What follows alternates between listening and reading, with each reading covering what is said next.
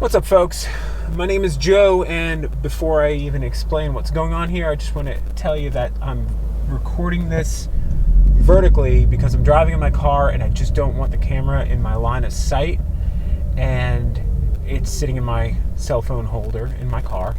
And let's face it, most of us are watching these things on a phone or a tablet of some sort, and computers are kind of like optical drives and floppy drives. They're going away.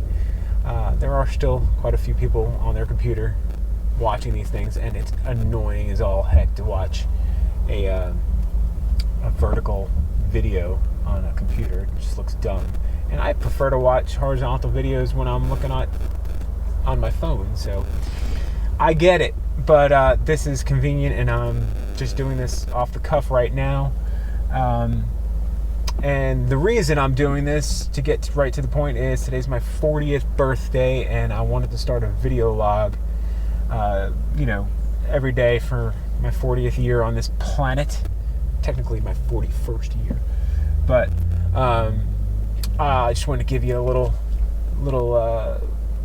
insight to who I am, what I do, and where I came from. And so, I started my life 40 years ago. I was born in Florida, of all places. My family's not from Florida. My parents had relocated to Florida while my mother was pregnant with me, and they didn't live there very long.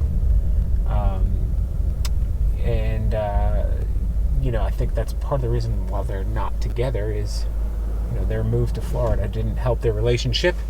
So I was brought back to New York while I was only about a year old.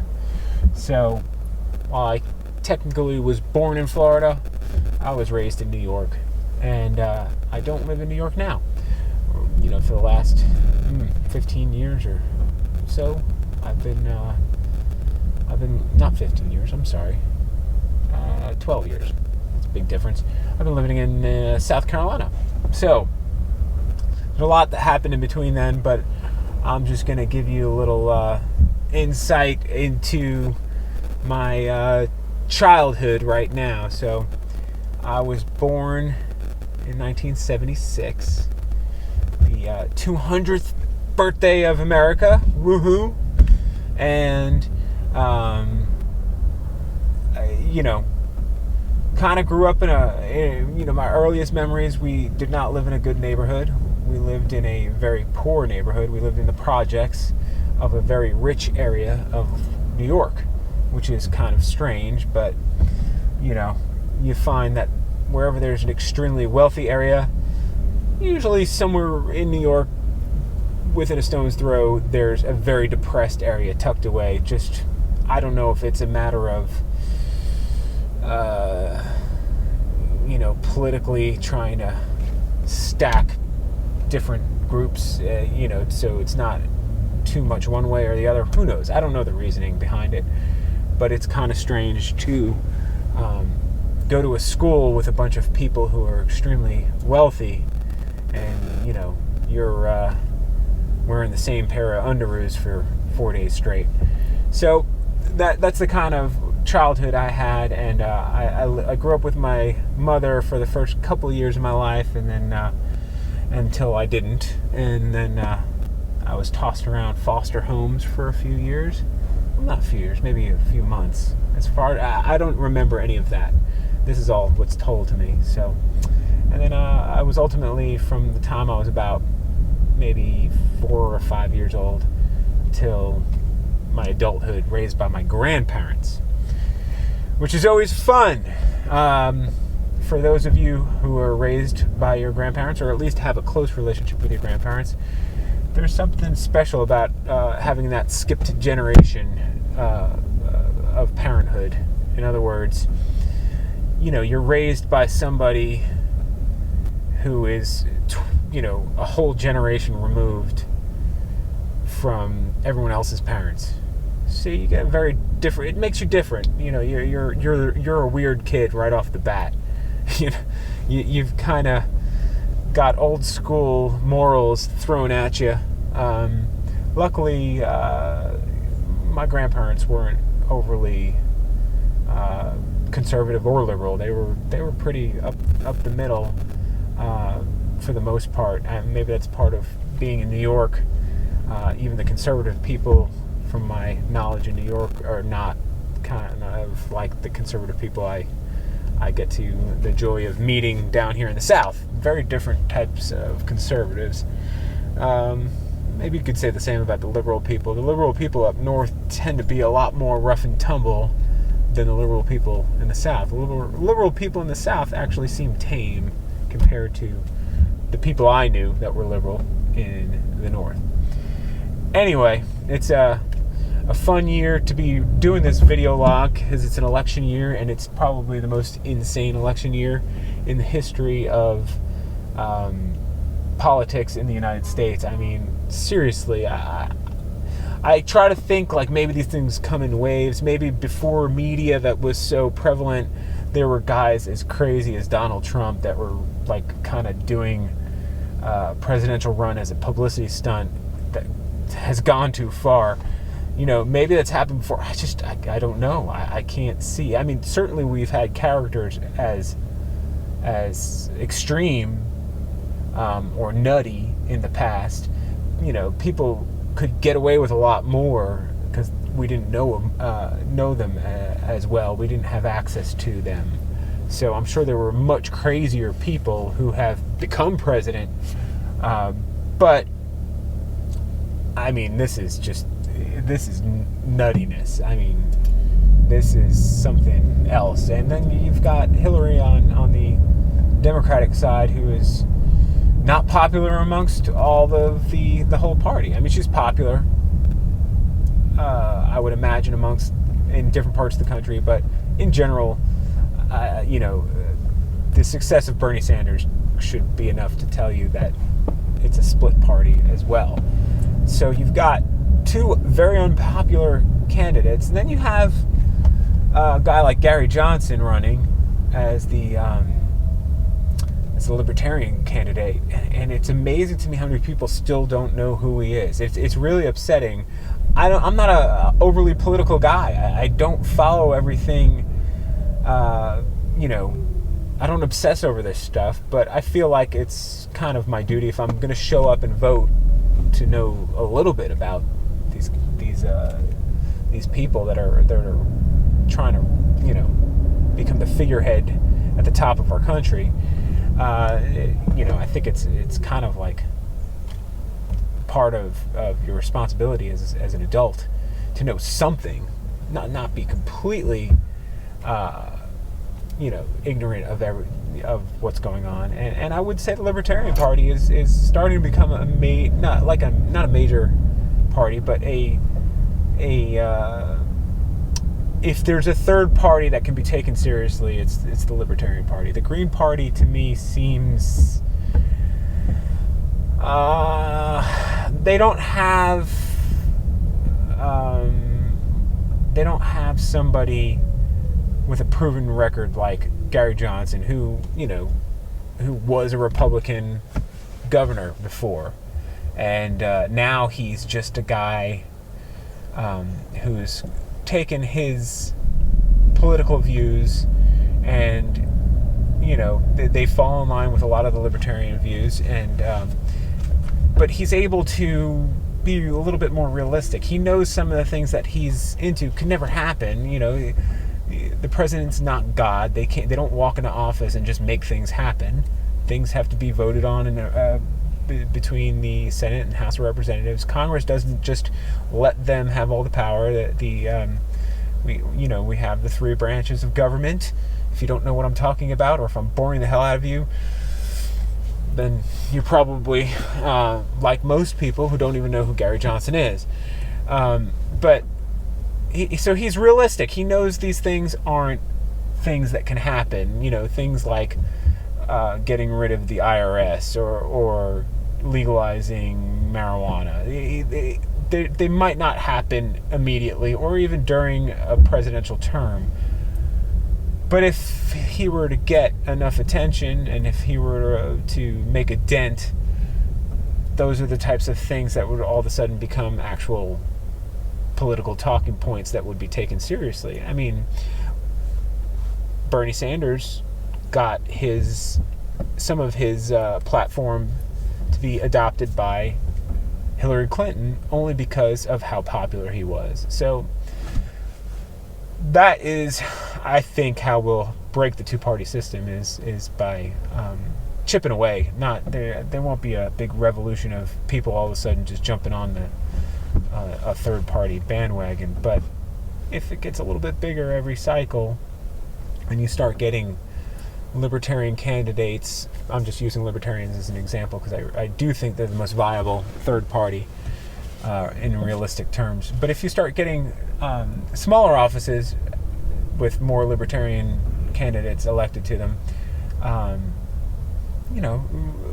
maybe in our lifetime, maybe in my lifetime, I'm 40 today, so maybe over the next 40 years, there'll be a third party or a fourth party, or even more, which would be the best thing for this country. But I swear this is not a political podcast or a video log or whatever. I just got off on a tangent, and I guess that's how these things work when you're talking to yourself in a car sitting on Dorchester Road in North Charleston for the last 30 minutes driving what normally would take about 7 minutes. Anyway, so a little bit more about myself to get past all the political nonsense I just got into. I went to private schools, and not because we could afford it, but because we were in a financial situation. I was on, as the Germans would call it, the dole. I was raised on welfare, and I was given the opportunity to go to a private school in my neighborhood that I was growing up in at the time in New York, as kind of a grant through a program to kind of give kids a chance that are growing up on welfare. And turns out that I was able to parlay that to scholarships for high school to continue to go to private school. So I grew up with very affluent people and very smart people, very intelligent people, and I also grew up with a lot of religion in my house. Although it was a Christian-based house, but my grandfather was Catholic, and that's how I was raised. My grandmother was Lutheran. For those of you who don't know what the difference between the two is, I would say the difference is about 2 hours on Sunday. Those Lutherans would have long services. So whenever I had to go to a service with my grandmother, I sat there. It felt like an eternity. It was very difficult. And as a kid, you just start being annoying. You'd lay down on the pews, or you'd try and make sense of the songs in the songbook, or God forbid, pick up a Bible and make sense of that. You would just not do anything but pay attention to what people were talking about, because the attention span of a 7 or 8 year old boy, not very good. But anyway, so I grew up with all that, and I took it very seriously. I did my sacraments in school. I was part of kind of a religious group, of youth group type of thing called RAP, Religion and People. And so you can imagine the horror when the scandals for child molesting priests broke, to see the picture that from my whole childhood that was hanging up of my first confirmation. I'm sorry, my first communion, not my confirmation, my first communion.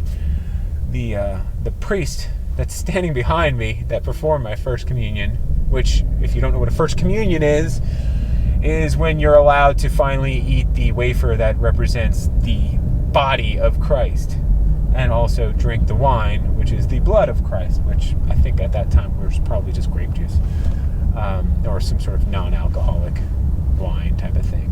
But anyway, the picture that was hanging up in the hallway outside of my bedroom growing up, from that point on, was a picture of a priest who was one of the priests that was convicted of of molesting children. I won't say his name because whatever, it's not relevant. But that kind of steered me down a long life of questioning my beliefs every step of the way. It turned me into a skeptic. I would think that would probably be one of the major factors of my skepticism of everything, not just religion, but just government, corporations, music, you name it. I'm skeptical of it. I always try to find out the angle and find out what the real story is, and that kind of knowledge. As far as I know, I was never molested by any priests, so you don't have to put that together. But to know you were that close to it, and I think kids are smart for the most part.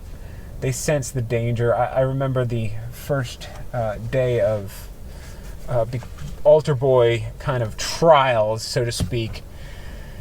I showed up, and that priest was the guy running the altar boy program at the time, and I couldn't be any more turned off by the whole situation. I didn't like it. I didn't feel comfortable.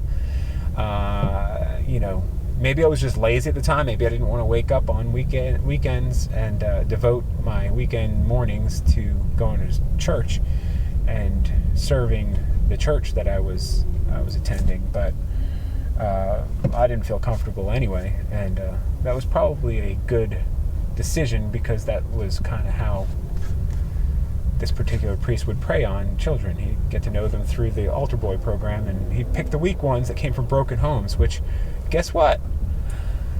I was in a broken home, which probably was a huge target in the area I lived in, and because, like I said, I was going to a nice school. I had a lot of nice families. Everybody in my school seemed like they were either Italian, Irish, or Italian-Irish. A lot of strong families at that time of my life. Not a whole lot of broken families in my peer group. So yeah, it's really kind of scary to think that something in me said, steer clear of this guy, don't go near him, and that's I didn't sign up for being an altar boy because of that.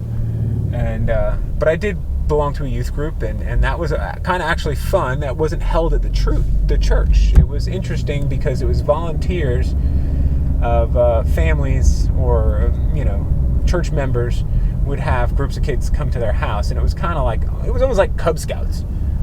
You'd go to someone's house and you just hang out and talk, and they might have some assigned topics they wanted to bring up, but for the most part you hung out with people of different age groups. It was teenage kids, so you'd have people that you wouldn't normally talk to, and you would just sit and talk, and it was kind of like a safe place to sit and hang out with people you normally wouldn't hang out with, which is, as it turns out, one of my favorite things to do in life is to sit and have conversations with people that I don't know, people that I don't get or wouldn't have an opportunity to get. There's nothing better to me than to sit and talk to somebody who I disagree with.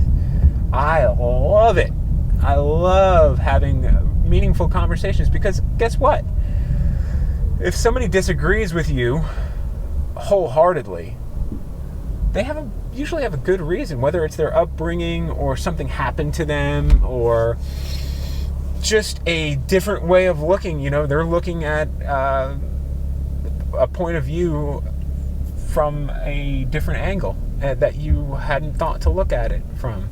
And you might not change your mind, but you'll respect them, and you will maybe enhance your point of view by strengthening it, or weaken your point of view, but in turn strengthening your personality by having a little bit of compassion. So I do like talking to people I disagree with. I find that anyone who's willing to sit and talk about their point of view with someone that they disagree with is usually not a stupid person. Stupid people usually will just walk away from the conversation.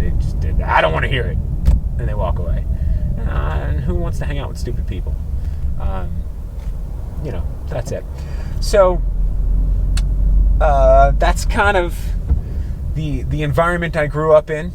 And let's see what the time is. 20 minutes, I think, is a long enough video log where probably if you're still watching this now, you either like my wife or my friend. And if you're some random person who's stuck with me babbling for this long, then kudos to you.